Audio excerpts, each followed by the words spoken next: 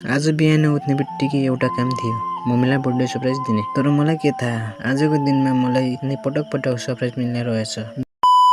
बिहान उठ्ने बित्तिकै काम पर्यो, म पनि के काम सकेर अलिकति बाहिर निस्किए। अनि कामको बीचमा यस्तो भ्यू स्पट भेटियो। सोचे बर्थडे त मम्मीको हो, तर भ्यू चाहिँ मैले इन्जोय गर्न पाउनु पर्छ नि। त्यसपछि अब मुख्य मिसन सुरु। मम्मीलाई थाहा नहुँदै केक लिएर घर जाने। केक लुकाएर लैजान खोजेको, तर केक भन्दा मेरो एक्साइटमेन्ट ठुलो थियो। घर पुगेर मम्मीलाई सरप्राइज दिए। अनि केक काट्ने बेला त छरछिमेकका कताकताबाट केटाकेटी जम्मा हुन थाले। बर्थडे मम्मीको तर ग्यादरिङ हेर्दा लाग्थ्यो टोलको एनुअल फङ्सन हो। त्यसपछि म भने स्कुल लागे। सोचे अब बर्थडे सेलिब्रेसन सकियो होला, तर म गलत थिएँ। बेलुका घर फर्किएपछि मेरो दुईवटा बहिनीहरू पनि केक लिएर आइपुगेछन्। अनि मलाई भनियो, दाइ भिडियो बनाइदिनु। म पनि क्रिएटर भएपछि जहाँ केक त्यहाँ क्यामेरा। फेरि केक काटियो, फेरि मान्छेहरू जम्मा भए, फेरि बर्थडे सेलिब्रेसन।